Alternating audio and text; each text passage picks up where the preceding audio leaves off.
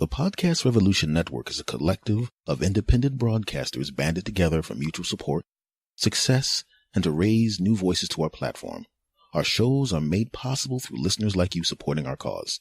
For more information on supporting Podcast Revolution, please visit podrev.org. That's PODREV.org. Thank you. Well, hello. How are you doing? My friends? This is the S. Anthony Says podcast. This is the S. Anthony Thomas. How the heck are you doing? Thank you for coming back, my good friends, you bastards. How you doing? You know what, folks? This has been a weird week. It's been kind of a tough week. I'll explain why before the show's over. But right now, man, I just want to talk to you about a little something here, a little bit of inside dope, a little bit of inside information. You know, I've been doing this podcast. It'll be 3 years before the end of the month. And it's evolved in ways that maybe you haven't detected. And I'll tell you why. This is episode number 237. And I remember, doing this is very similar in one way or another to stand-up comedy. And I'll explain why, because I do both. You see, when you do stand-up comedy, hopefully any kind of art that you do, anything you do on a regular basis, is something that you absolutely love to do. You know, you love the process of it. You love writing the jokes. You love, listening. You love saying the jokes into the recorder to hear what they sound like. You love telling people jokes and stories that they've never heard before. You love hanging out at the clubs. You love hanging out with the performers. You love the entire process. You love getting on the stage. And with the podcast, the same thing. You love writing down the notes and doing the research and doing all this other kind of stuff and recording it and editing and all of that. And you enjoy the process. And hopefully it's something you like to do, you love to do, and it'll be fun to do. But I almost lost it with the podcast the same way I almost lost it with stand-up. Or maybe I did lose it with stand-up. In fact, let me be honest. I kind of lost it with stand-up for a while. I'll explain. You see, when I started doing this, it was just for the love of it, man. I just love to do it. I love to tell the stories. I love to do all of that kind of crap. And, going to the club was fun, man. The whole process was fun. Standing on the stage, fun, all of that crap. It was something I really, really got a kick out of. But what happens is, unfortunately, just like anything else, it turns into something else. It's not just stand-up comedy anymore. It's, why did that guy get an 8 o'clock spot? I should be getting an 8 o'clock spot. Why is he getting an 8 o'clock spot? I'm funny, too. In fact, I think I'm funnier than that guy. And I'm funnier than her. And they're not funny. I'm funny. Nobody but me is funny. You start getting weird. And you start getting jealous. And then you get the 8 o'clock spot and you find out that the 8 o'clock spot is not as good as you thought. You should really be shooting for the 9 o'clock spot. And then that's the question. Damn it. Why am I not getting the 9 o'clock spot? Why is that person getting the 9 o'clock spot? Damn it. What about me? And sometimes you kind of lose the joy in it, man. You're looking too much at other people, trying to figure out why somebody else is successful or more successful than you, and you're not even enjoying the process. You're writing the jokes. It's not fun anymore. You don't even like to ride to the club. You're hanging out at the club. You don't even want to watch the other performers anymore. You don't even give a crap about other people's laughs. There's no joy there. You become a little bit too self-centered. And I remember what had happened to me. I remember how bad I felt. I was kind of pissed off. How come they're getting booked to that club and I'm not at it? And I headline too, damn it. And how come? And so I go to this club and I'm just pissed off, man. I don't even want to be around the other performers, damn it. I just want to go to a club and to watch somebody perform. I want to watch a show, damn it. So I go to a show. And I want to see this big name comic. Not a big giant name like you'd know who he was or anything like that. But at the time, he was kind of a big deal in the area. And he had a nice little drawing power and everything like that. So I go to see this bastard. And as it turns out, the place is packed, holds 457 people, and every seat is full. And some people had to get turned away. They're going to come back tomorrow because the second show is sold out. It's sold out, and I'm here to watch it. I want to see this cat because I hear he's great. Let's see it. Let's see what this guy has, damn it. Let's see it. I bet he sucks. See, remember, I was still kind of bitter at the time. Ha ha. So I'm waiting, and I see the club owner, and he's running around like a chicken with his head cut off, and the waitresses are all freaked out, and his wife is freaked out, and the other comics are freaked out, and everybody's freaked out. They're freaked out. Did I mention anybody were freaked out? And they're on the phone. You did what? I can't believe it. Damn it. They told me that was over with. Oh, God, what am I supposed to do now? I got 400-something people here. This is ridiculous. Wait a second. And he sees me sitting there on a stool in the back because there's no seats inside of the club. Hold on for a second. I think I got this problem solved. And he summons me over. Mr. Thomas? Yeah. How you doing? I'm doing good. So, you gonna watch the show? Yeah. You gonna watch all of it, or? Yeah, I was planning on watching all of it. Yeah, so, I was just wondering. I mean, I heard you're, from what I understand, you're doing pretty good in the area now. You moved up to the headliner spot. You're headlining some of the clubs around here. Yeah. Oh, yeah. So, how much time can you do? Can you do about 45, 50 minutes? Of course. What are you talking about? Can you do an hour? Yeah. Can you do an hour and 15 minutes? Yes. Comfortably. What is with the... Yes. Because whoop-de-whoop, I'm not going to mention his name, is not here right now. And you mean he's not here right now? You get a packed crowd. What the hell are you talking about? He's not here right now. And we really need somebody to fill in for him. Oh, he's running late or something like that. You need me to do like 5, 10 minutes, give him a little time to get here. No. Remember when I asked you about a couple of minutes ago when I said if you can do an hour and 15 minutes? Yes. And you said you could? Yes, I remember saying that about 13 seconds ago. I was wondering if you could go in and fill in for him. Yeah, sure, no problem. All right. So, I mean, and this is what it's going to pay. And he told me what it paid, and it was way more than I normally get, but nowhere near what I know he was getting, but I didn't give a crap. So we have a special guest here. And they, of course, lied about my credits. I mean, I had some decent credits, but they fluffed them up to make them 10 times more than they should have been. And whoop-de-whoop, he fell ill. Cocaine. He was not feeling that well. He got high on cocaine and trashed his room. And, they didn't say that part. I'm just letting you know what happened. We got this great young guy. He's one of the hottest comics working in this particular area of the country that he's not going to mention because it will make it easier to decipher which comic he's talking about that flaked out on the show. So he's not even going to be any specific about the area because even though it's been a long time, he still doesn't want to out this person. Bring him up, Mr. And at the time, I hadn't changed my name. That's Anthony Thomas yet. I was still Steve Thomas. Steve Thomas. And I walk on stage, and the crowd's kind of clapping like, okay, well, this is not the guy we wanted to see, but, he's kind of young, but, whatever. And my job basically was just to go up on stage and be good enough so we wouldn't have to give refunds to everybody. Because so I go on stage. And I kind of go on autopilot, and I just, you go into your greatest hits package. I had several hours of material, but I had only been performing like the same hour and 20 for about 4 months or so. So I go on, I smash this place out. Yeah, standing ovation. Steve. And I walk off the stage. They're high-fiving. Oh, great job, kid. Pat me on the back. Have a girl hand me her phone number. And I sit down. The guy in the back goes, oh, my God, kid, you did a great job. Blah, blah, blah, blah. I'm going to book you again. Blah, blah, blah, blah. I said, thanks a lot, man. He gave me the bread. I put the bread in my pocket. I walk down the steps, and I go ride the subway home.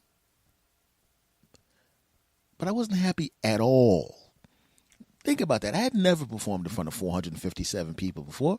I never gotten standing ovations and applause breaks like that before because usually it's the momentum of being in front of so many people that leads to some of that stuff, especially if they don't know who you are. And I'm riding home. I got this money in my pocket, a truckload of bread in my pocket. Well, truckload of bread for that age, for being a very young guy. I go home, sit down, put some stuff into watching a movie. It's really late at night. I can't sleep, but I'm not happy. And I'm trying to figure out why the hell was I not happy? What the hell happened? This is, if someone had told me a year or two earlier, you're going to be performing at this particular place in this particular part of the country, and you're going to perform in front of 457 people. You're going to get a standing ovation. You're going to get several applause breaks. They're going to high five you, and women, and two cute ladies in the back are going to hand you their phone numbers. You're going to get a lot of money for your age, and you're going to catch the train back to your hometown, and it's going to be great. And and I would have been like, oh, this is the greatest. Oh, I can't wait for this moment. When's it going to happen? When's it going to happen? And then it finally happens, and I wasn't happy. Why? And I realized what happened. I forgot why I was doing the stand-up. I forgot about the love and the joy of actually just doing the job, just performing, man. You get money to stand on stage and make people laugh. People walk out the place happy. They're smiling at you. They're giving you the thumbs up. At some point, if they connected with certain bits of material, they're going to say, hey, man, I saw this guy and he said, and another person's going to laugh that you didn't even meet. Maybe they'll come back to see you again. This is a good time. This is a good moment. You should be happy. You should be enjoying this and smiling, and you should be pumping your fist. You should be calling your other comic friends, man, I went to this place, man. You just started headlining. Yeah, and I got the headline and whooped you. No, you didn't. Yeah, this guy didn't show up, and I get, oh, my God, he paid me this. He paid you that. That's what I should have been doing, but no. Why? I lost the joy. Why? Because I got so caught up in why he gets an 8 o'clock spot and he gets a 9 o'clock spot and and it burned me out and wore me down. Even at that young age, wore me down to the point where I just couldn't enjoy it. Obviously, since then I have regained the love, and the love is is permanent now. But it almost happened to me with this show. It almost happened to me with this podcast, and I had to catch myself. And the reason I say that is because I got into the habit of looking at my stats several times a day. Oh, let me see how many plays, what countries play. How come this country, how come this state is less than it was last month? How come this one's more, but this one's less? And it became more about how many people were listening and what countries were listening. And wait a second, that podcast started after I started, and they got more people listening to them. Wait a second. And then I was like, wait a second, hold on. Who cares? I almost fell into the trap as an older guy now. I almost fell into the trap that young me fell into. It's amazing. You can be so much smarter, so much more mature, so much older and wiser, and still some of the same little pitfalls and traps and tricks can still grab a hold of your foot and drag you the hell down. And there was a time where I did this, and instead of it being a joy to do, something I look forward to, where I look at the calendar and I see the circle on the day that I'm going to be recording this, and I'm looking at it like, yeah, I can't wait, man. I can't wait to get everything else done so I can record my podcast, and this is going to be great and awesome and incredible, and it's going to be great. I love doing it. And that one week, I didn't even actually circle the day on the calendar because it became more about how come more people aren't listening, man. I'm proud of my show, man. Even more, I got people listening now, and I'm cool with that, and I'm happy with that under normal circumstances. And there's more people and all of that crap, but it should be even more than that, damn it. And I almost lost the joy of doing this. It was only for a very short period of time, maybe like 2 episodes. I'm not going to say which 2 they were, but they were a little while ago. And I realized, oh my goodness, 47-year-old me almost fell into the same trap that 20-year-old me fell into, and 19-year-old me fell into, and 22-year-old me fell into. Now, granted, those time periods where the joy was gone were an extended period of time. And I'm almost ashamed to tell you how long it was that I performed stand-up without the joy. It was a job. The only time I enjoyed anything was when I was literally talking into the microphone. But everything that wasn't that sucked. And I was watching it. How come that person's successful? Damn it! And it almost happened with this. And I remember driving back home one day, and I said to myself, "Are you an idiot?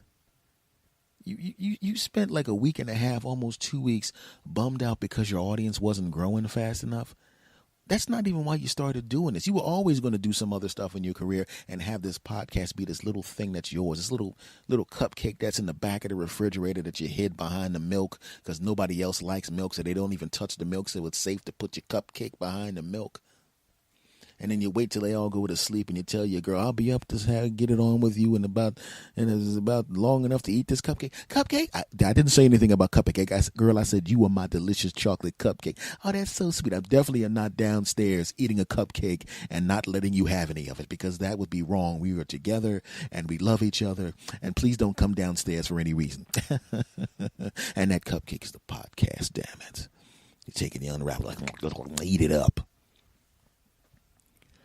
Well, in this particular case, for that week and a half, almost 2 weeks, I allowed my cupcake to be exposed to the elements.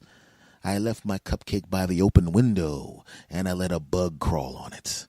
And I'm looking at it going, well, the bug didn't touch all of it. Should I eat it or should I throw it away?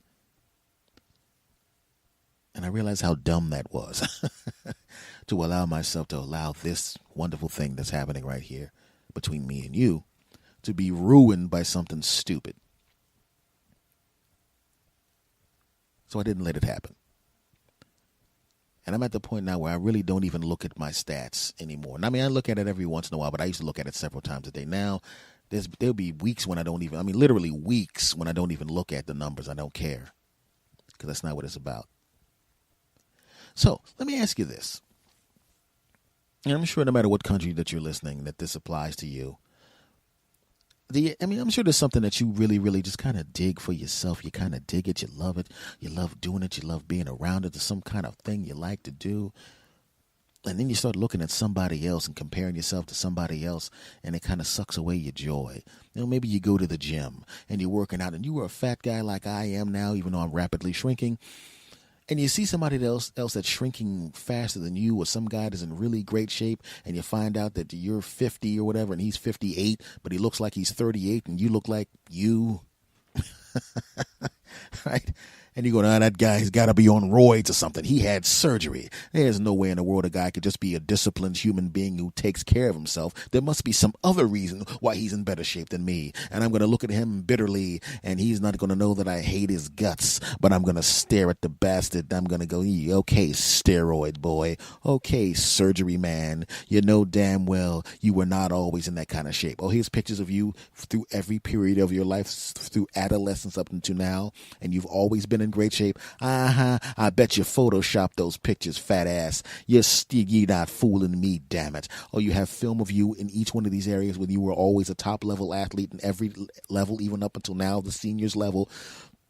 They can do a lot now with computer animations that to make somebody who's out of shape and fat look like they were actually in shape through the 50s, 60s, 70s, and 80s, 90s, and the 2000s. I'm sure that's what happened, because they could even make the old film stock, new stuff look like old. There's a lot of technology, and I'm mad for no reason.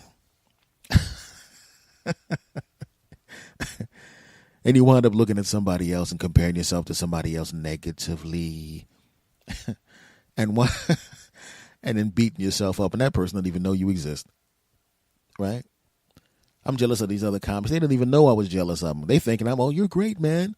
Meanwhile, the super young jealous me is like, oh yeah, I'm great. How come you get in the 9 o'clock spot?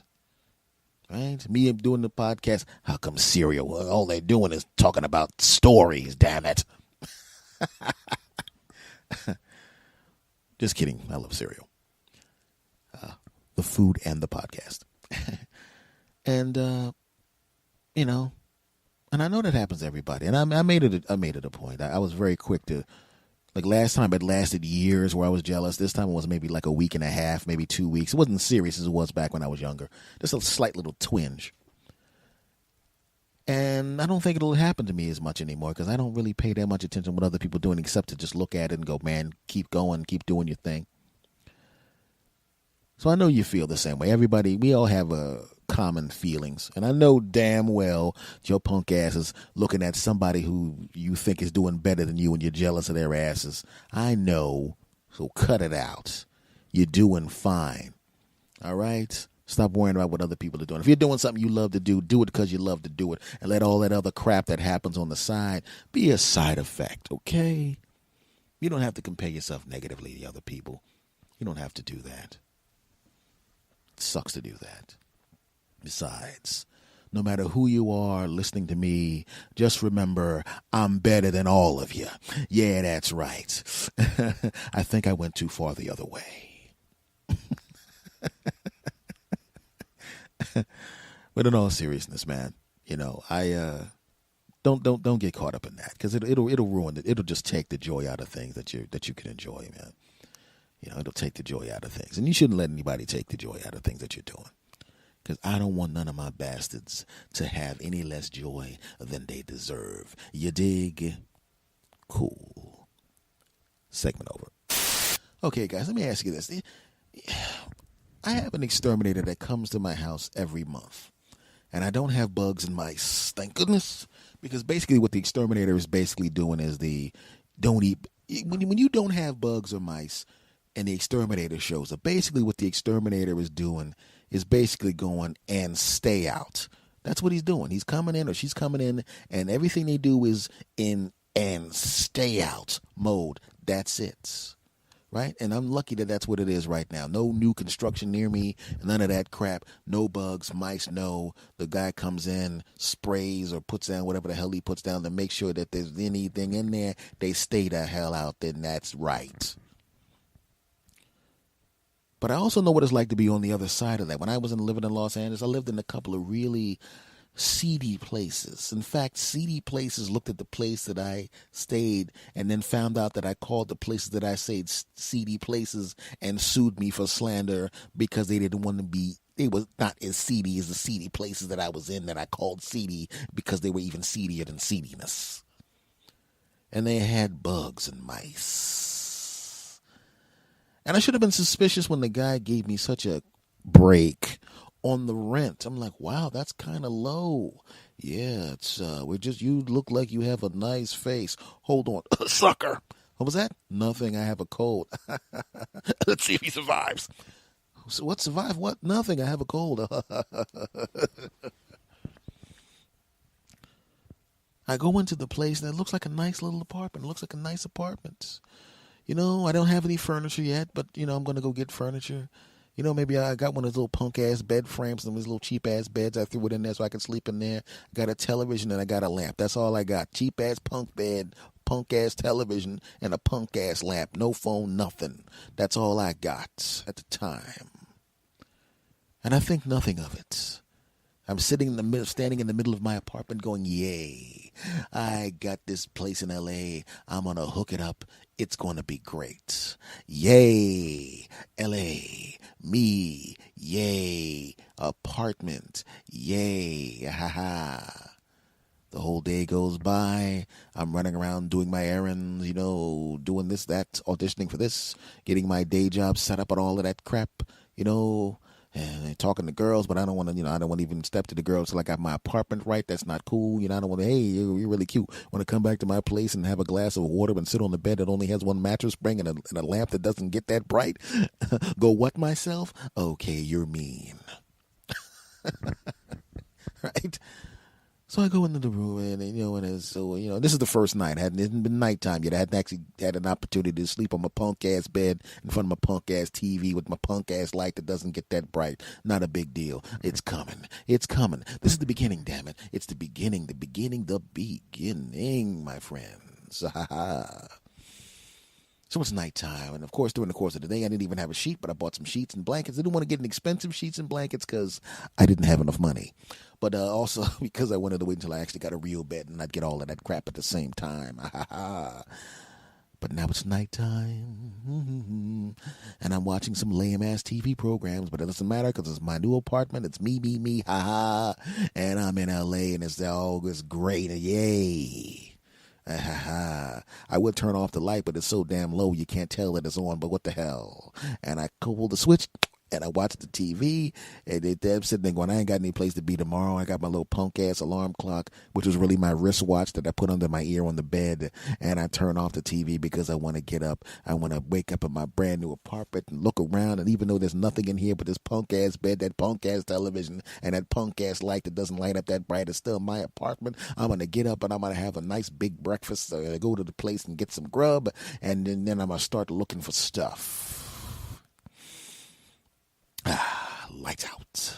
Yeah. A TV off. Yeah.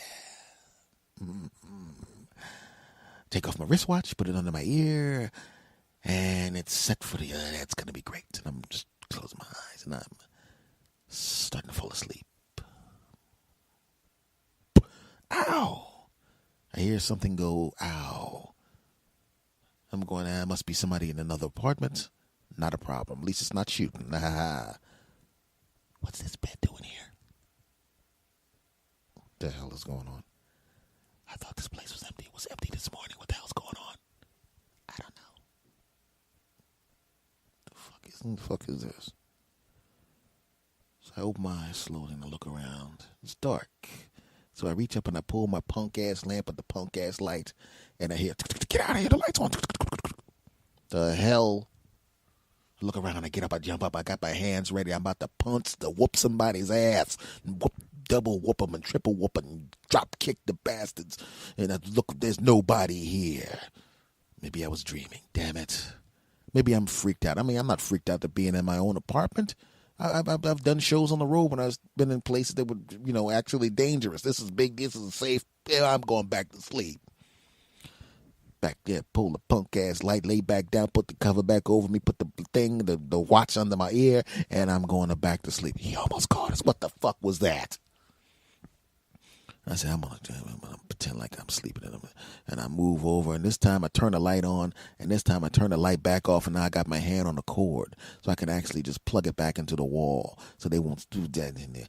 Okay, he's sleeping. Let's go get something to eat before he wakes up. I don't want to cause any trouble. I push the plug back, and I look over, and there's some roaches in the middle of the floor, and they look at me, and I look at them, and they look at me, and I look at them, and I'm going, ha ha. I pick up a shoe, and the guy goes, hey. There's no need for that. And I said, yes, there is a need for that. You're roaches. I'm a human being. It's my job to squash you. That's how things work. Don't you read? Yes, I'm well read. I went to Brown University. You don't. What do you mean you went to Brown University? You're a bug. I was lying. That's what I thought. So I took my shoe and squashed the bastard. That's right. And I took a little piece of tissue, took the bug juice and remnants, threw it in the trash can, put my shoe back where it was supposed to be, got back in the bed this time, plugged out the light, and then I could hear, he didn't have to kill him like that. It was bullshit, man. All right. Tomorrow we get him. I heard him say it, the bastards. You got to understand something. See, when you move into an animal's habitats, when they think the place is theirs and you're invading their space, they become vicious. I know they become vicious. I came back into the house with a sandwich. I was going to watch Walker, Texas Ranger on the television set, and I noticed that there was a bear trap in the chair that I was there. I don't know how. I'm sitting thinking, this landlord must be nuts to put some bear trap on there. And then I realized it wasn't the landlord that put the bear trap on the chair. It was the roaches, those bastards. Trying to get me out of I put the money down, last month's rent, punk. I'm not going anywhere. So I took the bear trap and I threw it in the trash. And I heard the landlord walking past me as I threw the bear trap in the trash. And I'm looking at the guy and he's looking at me kind of guilty. And I'm looking at him and he's looking at me and I'm looking at him and he's looking at me. And I overheard him say, oh shit, the roaches brought out the bear trap again. They're serious this time. And I said, what did you say? And he said, nothing. And ran up the steps and locked the door, that bastard. Oh, no, you don't. Like I said, you go into an animal's habitat, they think it's their place, they will defend that crap to the death. They will go for it. They will try to get you. They'll try to take you out, right? I mean, think about it. If you take any animals and you put them and stack them on top of each other and make them live too close and make them have to be around each other on a regular basis, they go crazy, right? I mean, you have a lot of space, you go a little less crazy because nobody's all up on you. You ever have a house guest stay too long? They're in the bathroom taking too long. You got to sit down and do what comes naturally, and they're in there, and you're going, well, I mean, I can't get mad at them for being in the bathroom. I mean, I got to go to the bathroom. My stomach is killing me, but I'm pretty sure that, I can't expect them not to be. And then they open up the door, and you find out that the bastard wasn't doing anything but washing some socks in the sink, which is disgusting in the first place. And you're going, you could have done that after I was done. And you want to drop kick the bastard. Well, you know what I'm saying. He's invading your space. If you're a parent, you have one kid, go look at your friends who are parents and has 4 to 6 kids or more in the damn house. How does your kid act compared to their kids? I'm not saying they're bad kids, but when you have more than 4 kids, you must know that at any given time, there's an attempted murder going on in your house because one of them is trying to kill one of the other ones. That's basically what you're going to be doing till they're out of the house, keeping them from killing each other. Why? Because there's too many animals, human animals, stacked on top of each other. Oh, yeah. You go to do a safari. Remember that lady? I think it was over in China. They were on a safari. They had the cars driving through the wildlife habitat. Right? There's lions out there, and the lions are like, "Well, all right, they're leaving. They're cool." And then she gets out the car to argue with her husband. She walks around to his side of the car, and the lion goes, "Oh, so you're not leaving? You gonna?" And he runs over and eats her. Now, I'm not making light of the fact that the woman got eaten by the lion. That's a tragedy, and I feel sorry for her family, but it's just illustrating the point. Those lions wanted you to get the hell out of there, and you didn't get the hell out of there, and they ate you. You know, they were sitting there the whole time going, I wish these pieces of meat weren't in those metal boxes, because if they went in those metal boxes, I'd eat them. But I'm going to give them a pass because it seems like they're going to be leaving. But if they did, she got out of the car. I'm eating her. Well, that's how vicious things are. And that's how vicious those bugs were, kind of putting a bear trap on my damn chair like I can't see it. Not only am I upset by the fact that you tried to cause serious injury to me, I'm upset by the fact that this is the best you can do and that you insulted my intelligence by thinking I'm going to look at the bear trap and go, well, I guess the chair must have looked like that last time, and then sit down in it, you bastards. You make me sick. So I come home and I have glue traps, and I said, I'll put the glue traps down. You'll get stuck in the glue traps. Then I'll throw the glue traps in the trash. And once I make an example out of some of you punk asses, you'll leave. And I come back and I notice that the glue traps are gone. And I went, oh, what the hell happened? Well, I ain't got time to figure it out right now. Let me just lay down. And then I pulled up the covers, lay down on the bed, and oh, shit. I realized those bastards had opened up the glue traps and put them on my bed. Now I'm sitting there with 8 glue traps stuck to my buttocks. And I hear laughter in the walls. You little brown bastards. I got something good for your punk asses. Bastards. Go outside and I get to finally break down and say I'm not going to try to do this with foam spray. I'm not going to try to do this with some stupid ass glue traps and all of that crap and that little powder you put down. I want a full frontal assault on these punk ass bastards. And I find exterminators. And I want an exterminator to come in. And that's what it was. I'll pay the money myself. I don't even want the exterminator that the damn landlord was using, because apparently that landlord's exterminator sucked, because not only were there bugs, they were bugs that had credit cards that they can go to Bear Trap Central, buy a bear trap to try to get me bear trapped in the ass, the bastards. So I get the exterminator, and I'm calling exterminators all over the place. And I'm going, let me ask you a question, sir.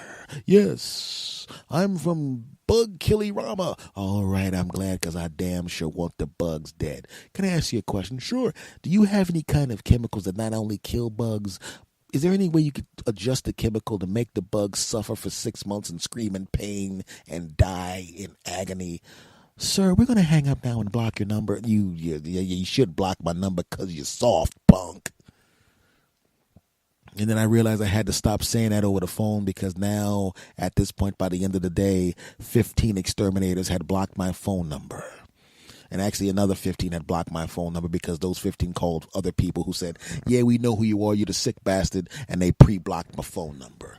You call up, hi, I was wondering, if this is Steve Thomas calling, and you're going to ask wacky questions about making the bugs get tortured, we just want to let you know that we've been warned by you, and we've already added your number to the block list, you sick bastard.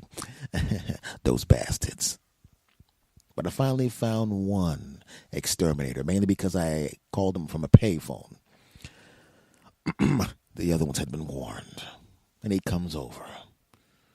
And I'm looking at him, and he's looking at me, and I'm looking at him, and he's looking at me, and I realize this guy looks like a professional. Even the bug logo on the side of his truck is, well, I'll put it to you this way. There's a cartoon image of him stabbing the bug in the back. And I'm going, yeah. And then if you, it was a really good logo, because if you tilt your head to the left and you tilt your head to the right, the logo moved a little bit. It was actually him physically stabbing the thing again. And I went, this guy's a sick bastard and hates bugs. You're hired. He says, I can't be there till tomorrow, my friend. I said, I don't care. I would like you to come right now, but I understand the problem. You come tomorrow. And he showed up. And I was waiting for him. And I think I weirded him out a little bit, because even though I called those other places, and those other places won the other places, because I was telling him I wanted them to torture the bugs before killing them, I think I might have gone a little bit too far. Because when the bug guy came into the house, I was actually wearing a full Spartan army soldier uniform, complete with spear. And he said, you're Steve, aren't you? And I went, yes. And he goes, oh. I had you on a block list. And I said, it's too late. You signed the contract, jackass. Now get in here. And he walked in and he goes, wait a second. Why are there 299 other dudes in your apartment dressed like Spartan soldiers? This is crazy. And I said, listen, do you want the $32 a month or not, punk? Get it done. And he sprays. Oh, yeah. And when he sprays, there's bugs falling out of the ceiling, jumping out of cracks, falling out of everything. And they're on the ground, twisting and flipping around. And I know that that chemical is causing paralysis. And the paralysis is killing them. It's killing them. And then I saw a specific roach. It was a roach that was from the first part of the story, because I tried to crush the roaches with my shoe and I killed one of them, and there was the other one, the one that had called the war on me. Probably the one, if I check the credit card receipts after he's dead, is the one that bought the bear trap to try to bite me on the ass, that bastard. And I walked up to him and I said, hey, this bug ain't quite dead yet. And he goes, I'll spray him. I said, no, let me spray him. And he goes, we're really not allowed to do that, sir. And I said, hey, I got 200 friends behind me with Spartan outfits on, and those spears are real, punk. Shut up. And he goes, you're fucking crazy. And I said, you really want to say that? There's 300 of us with spears and Spartan outfits. Obviously, we're not balanced right. So, you might want to just calm down and sit down in that chair. And he gave me the spray. And we surrounded that last bug, the last living bug, who was the bug that caused the problem and tried to cause the war with me in the first place. And I looked down at his little punk ass in my Spartan uniform. And I said, you brought death and destruction to my house. You put a bear trap on my chair to try to bite my ass. You ate my food. You tried to crawl into my ears. I had to go to sleep with little pieces of toilet paper in my ears, punk. Now look around you at all of your friends and family. Look at them.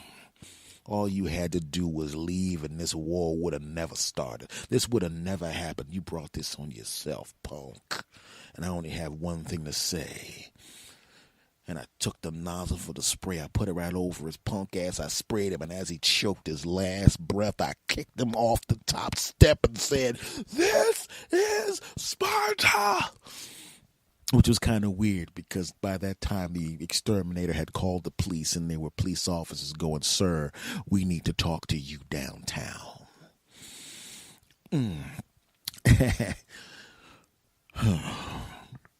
But what I will say, my friends, is listen. Make sure you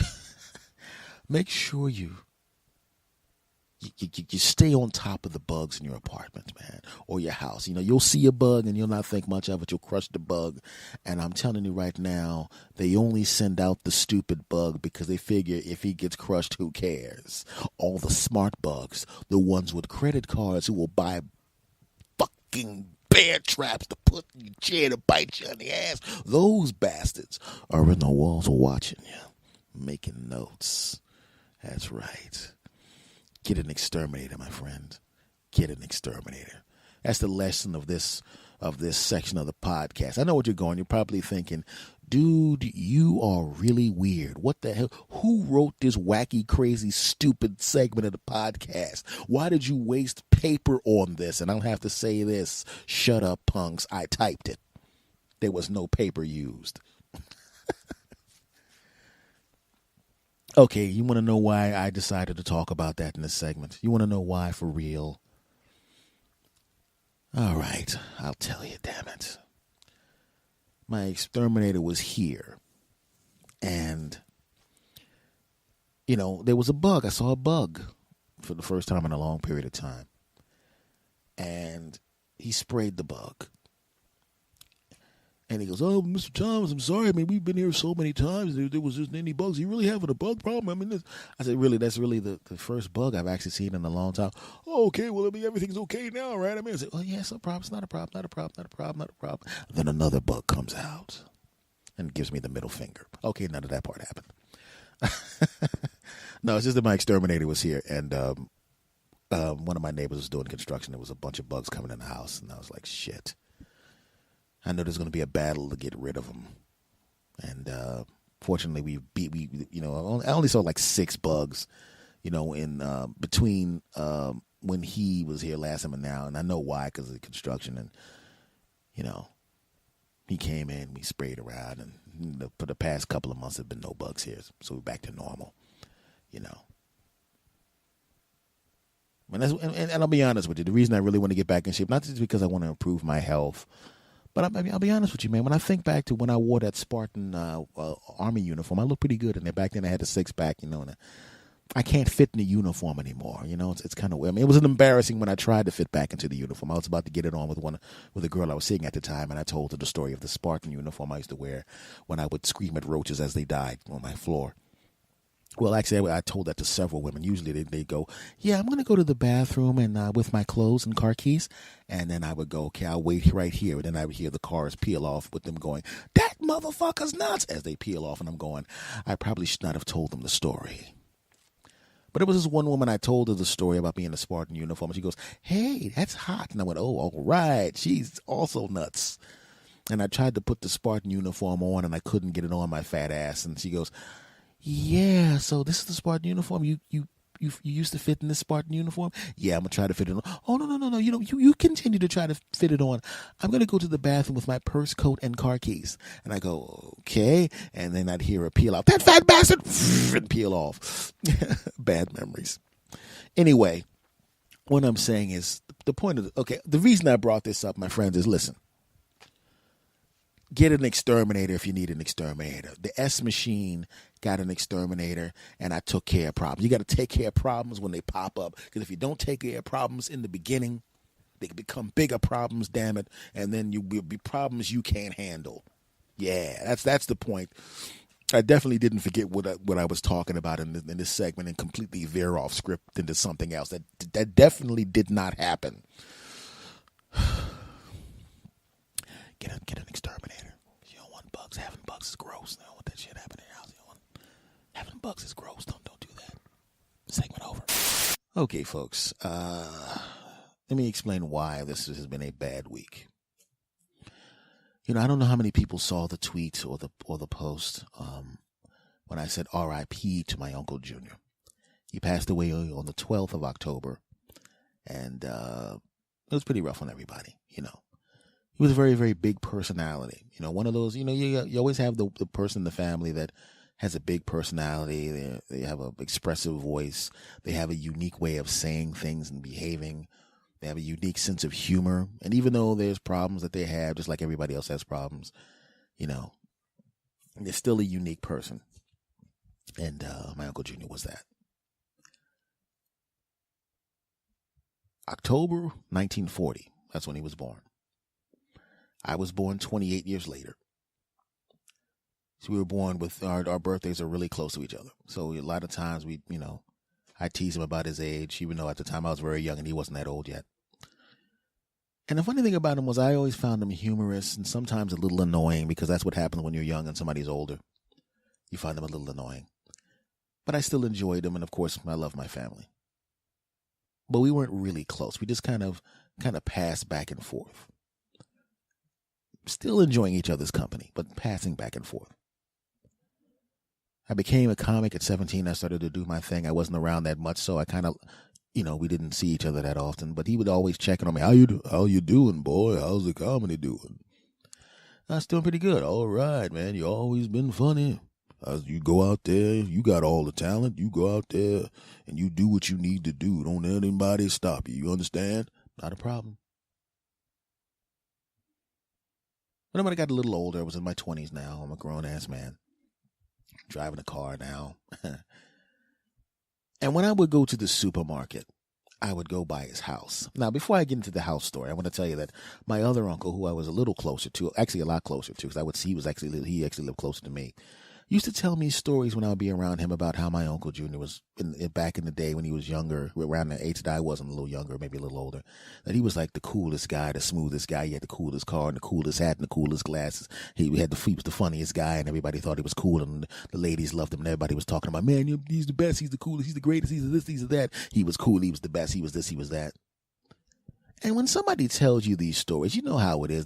Sometimes you take things and you kind of pedestal them. You put them up there on the pedestal, and you remember things as the younger brother looking at your other brother, and everybody's saying how cool and great and smooth he is, and you kind of build it up to this unrealistic thing. And I didn't not believe him, but it was one of those things where it's like, I'll take your word for it. I did not believe you, but I'll take your word for it. And quite frankly, I didn't see any of that. Now we'll go to me going to the supermarket. I'm living closer to him, somewhere in the middle of everybody. And I would go to the supermarket during the week. I like going to the supermarket during the week. I hate shopping on Sundays and Saturdays. Those are days that kind of suck to shop. Everybody else is shopping at the same time, but nobody's shopping on Monday at 9 o'clock in the morning. And with my schedule as a comic, I can do that. Ha ha, F y'all. So I drive to the supermarket and I realized, all these times I was so busy trying to go to the supermarket and get out, I didn't realize and remember that my uncle lives right by here. I mean, I feel kind of dumb driving right by his house. I know he's there, so I might as well just go and at least say hello to him or wave at him or something like that. I mean, that's not cool. So I stop by the house and I go in. And he's sweeping the floor. Hey, how you doing, boy? I'm doing good. I just want to say hello, man. I've been going to the supermarket behind you, man. I feel kind of like an idiot going to the supermarket and you're right here and I don't stop by to say hello. Not a problem. I ain't want your ass in here in the first place. See, that's the kind of jokes he does. All right, sit your ass down. We might as well talk. So how's the comedy going? And then we start talking. And he was charming and he was funny. And we actually spent time together. And I looked up and 2 hours had gone by. And now I really had to run. He goes, all right, it's nice talking. I said, it was nice talking to you. And I left. And I realized during the course of the week, I was going to the supermarket more and more. And what I would do was every time I went to the supermarket, I would stop over there. And what started to happen was Monday through Friday or Monday through Thursday, if I was working, I was stopping off at Uncle Junior's. And every time I was there, I would stay there for a minimum of an hour and a half to 2 hours. And we talked the whole time. And then it became a habit, right? So much so that when I would pull up, he knew the sound of my car. His window was open. He had a big window that was open. And I would see he would be watching the Cowboys. But he knew that when I came over, one of the things we would do was watch The Equalizer, Edward Woodward show. It was in syndication at this point. And I would watch the TV change. He didn't see me see him, but he could hear the engine of the car. He knew I was coming in. Click. And he would turn over. And I would walk in the house. Hey, what you doing? Says the same thing I'm doing now. Sitting here, coming in here to waste time with old people. I ain't that old nigga. I'll still cut you. That's what his voice sounded like. I'll still cut you. We're laughing. And at this point, even though we're uncle and nephew, we basically was two dudes now. One dude was a young dude. One dude was like at the end of middle-aged dude. And we had good conversations. We had fun. We talked a lot. And I realized I was now seeing the dude that my other uncle had described. The coolest dude, the smoothest dude, the funniest dude. I was now meeting that guy for the first time. He appeared. It was almost like that guy from back then decided to show up to prove that he existed. And he did exist. And I got to meet him. And it was fun. And we became a lot closer then.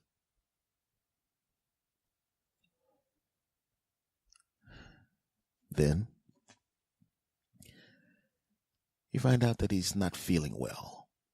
Then he starts to go to the hospital. And he's really not feeling well. Sometimes the ambulance would take him out.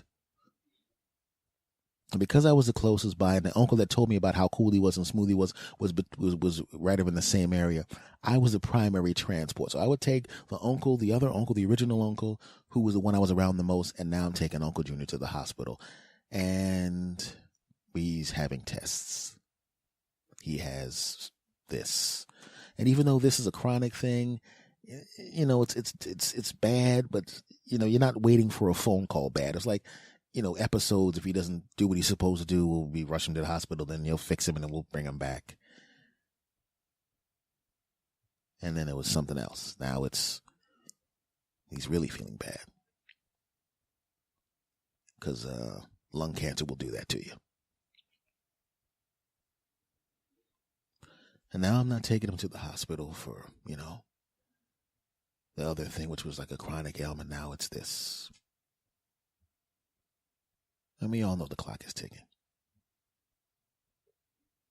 But this guy is resilient, man. There were plenty of times when he got to the hospital and the doctor would literally go, you don't understand how close this was. I'm surprised that he, and then he'd look fine again. And then we'd be back in the hospital again. And then my other uncle and I take Uncle Jr. to the hospital for his radiation. And the tumors are shrunk and it shrunk. But the thing about it is, it's not like based on regular current medical technology. When he said the tumor shrunk, normally with other types of cancer, when you hear that, that's the beginning of you winning this particular battle. Well, she had this in her, and now it's shrunk and now you're free and you're scanned and there's none in there and just take care of yourself and it's great. But this was basically, for those of you overseas, and we call it soccer in the United States, it's called football every place else. When there's penalties, I forgot what it was, but because I'm not really that familiar with it, but I understand that there's extended time to a soccer/football match where they can add time to it. So instead of just the 90 minutes, it's the 90 minutes plus extra time. The game's going to end. They don't add unlimited minutes to the end of the game. Some of these games end in a tie. But there's a little extra time added. And that's all these shrinkings of the tumor were. It wasn't the cure. They were just adding a little extra time to what we knew was going to happen in the first place. And it gets worse. The whole time, he's still busting out the humor. The whole time, he's still funny. He's still in, but the vehicle's not working anymore as well as it used to. You got to help him into the car. The coolest dude, the smoothest dude, the funniest dude. One of the things about him was the voice. The voice was like this. And the over-the-top humor that sometimes was inappropriate based on who was around, to the point where sometimes you're like, oh, no, don't ask him that specific question, because you knew if somebody asked him a specific question, he had this auto inappropriate response that would come out that was hilarious, but not appropriate right now.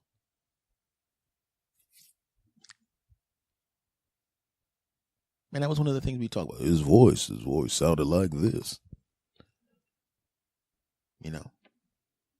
Always had an interesting way of talking. When it was time for you to leave, we were leaving anyway. I'm going to leave now. All right, get the fuck out.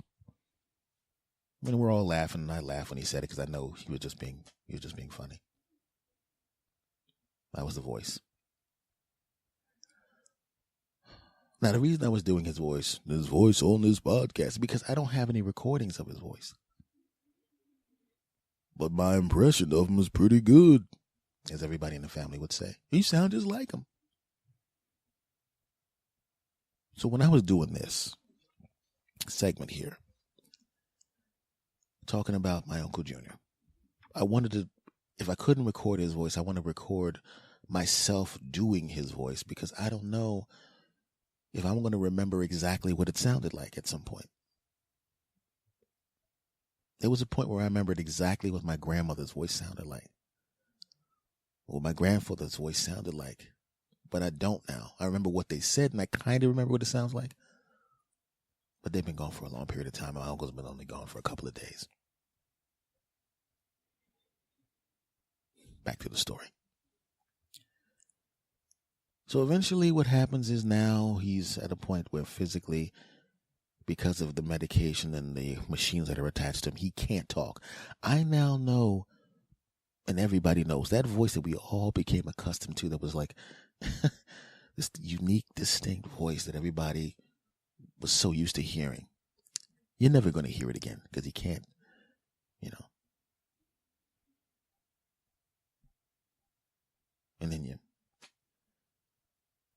And then all of a sudden the hospital visits become more along the line of, you're just waiting.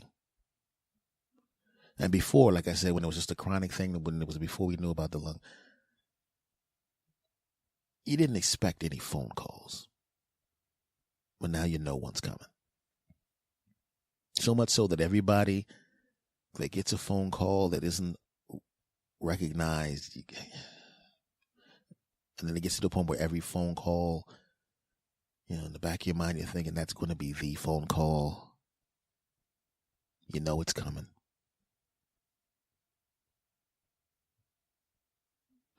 The smoothest, the coolest.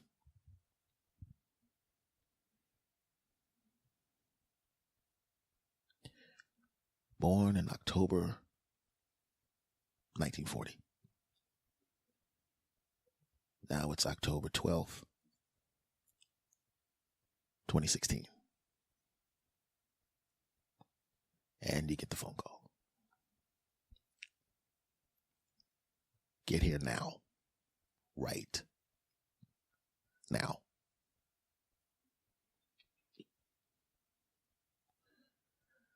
I'm approximately 45 minutes away from the hospital. And I have to pick up a couple other relatives that are on the way. So I do that, and I'm good in there as fast as I can. We pull up outside, and we see a whole bunch of the family there. I see my cousin. He's standing outside staring into space. We walk in, and I think, if I remember correctly, because it's kind of a blur now, one of my relatives asked, did we make it on time? Is he? He's gone.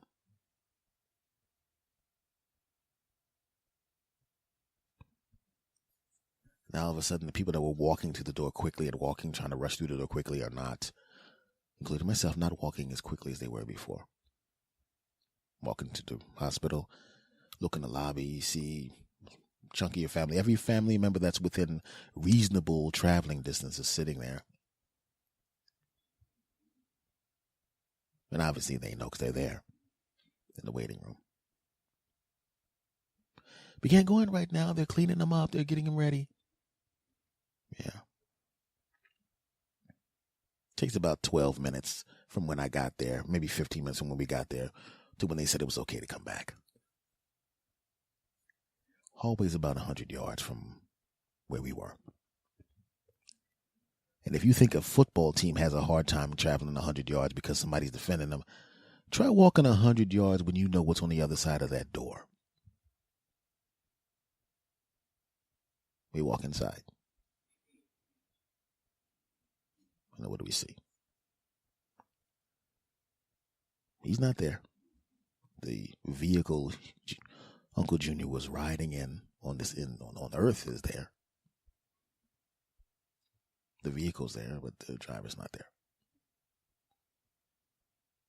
I've seen him in a similar state before, but you can tell the difference.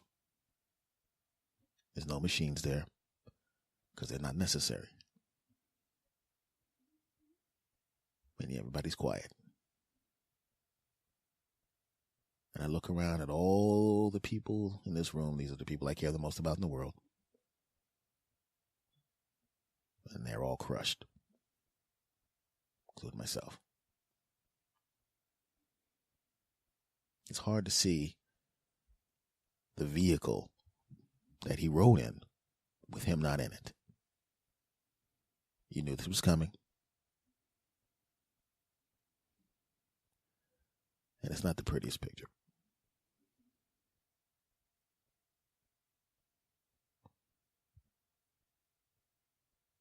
So that whole situation goes and everybody's talking about we need to do this, we need to do that, we need to do this, we need to do that. Everybody hugs everybody. Everybody's making plans.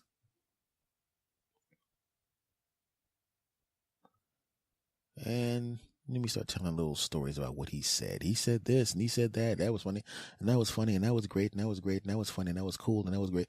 And then you realize that even though everybody's sad, he's gone now. But what did he leave? He left a voice in our heads. He left some smiles because of some outrageous thing that he said or something smart that he said that actually helped you out, or some advice that came out that was great advice that other person didn't think about. Was he a perfect guy? Hell no, nobody was. Did he have problems? Abso-fucking-lutely. Who doesn't? But there's one thing, no matter what you can say, there's one thing I could always say about him. He's a good man. He's a good man.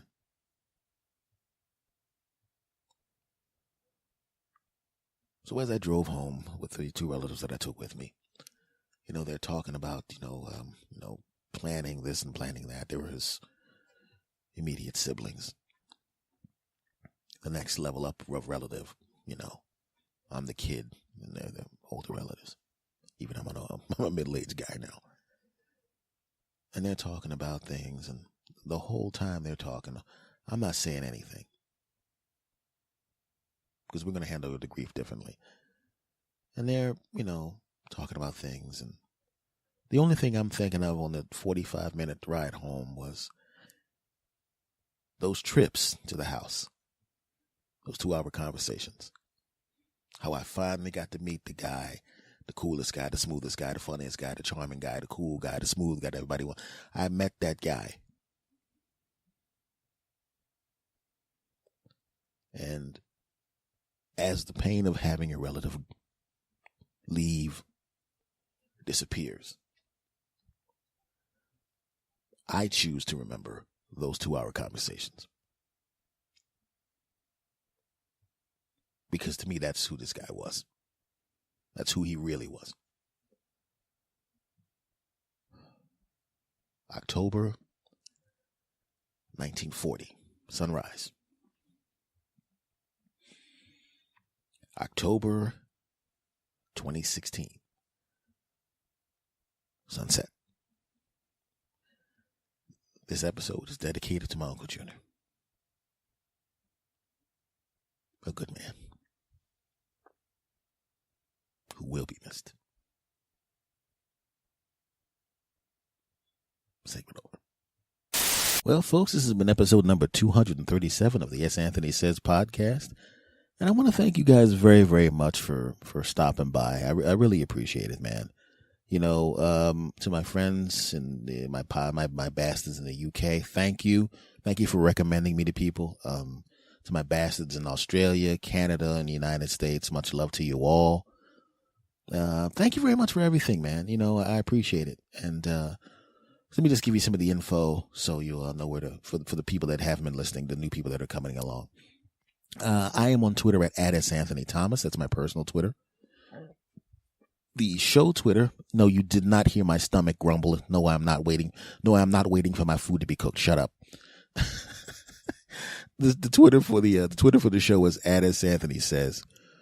The email address, if you want to ask questions or anything like that, if you want to contact yours truly, is talktosanthony@gmail.com. TALKTOSAnthony@gmail.com. This podcast is everywhere, damn it. I've been doing this for almost 3 years. It's everywhere. iTunes, Stitcher, TuneIn, Google Play. The home base is on Podbean, santhonysays.podbean.com. Obviously, the Podcast Revolution Network. I'm putting a few podcast episodes up on Spreaker. So I'm everywhere. All you really have to do is just type in S. Anthony Says and Google it, or Google the S. Anthony Says podcast, and my punk ass will show up, and you can listen to this crap anytime you want to listen to this crap. And I want to thank you. Folks, like I said, it's been a bad week, but the best part of the week was this last hour that I got to spend with you. If you listened to the segment that came before this, you know how my week went. And one of the bright spots of this week is getting to do this and knowing that you're going to listen to this crap. So you helped me out a lot this week, my friends, because if I didn't have this, I'd probably be bummed out until the middle of next week or whatever, or next month or whatever. But because I get to do this and I get to talk to you bastards, I know my weeks, there's going to be at least one good part of my week, even though normally my weeks are pretty damn good.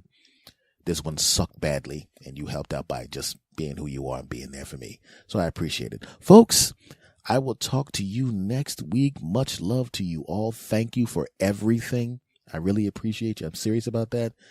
And it doesn't matter to me, my friends, whether you listen to me on your car, when you're riding on a treadmill, if you're walking down the street in earbuds, it doesn't matter where you listen to me. I'm just glad that you do. Much love to you. On the count of 3, I'm going to say goodbye the way I always say goodbye. And I'm hoping all of you, no matter what country you're listening to, I don't care where you are, I'm hoping you all say with me at the same time on the count of 3, because that's what we do. Damn it. Are you ready? Good. 1, 2, 3. S. Anthony out.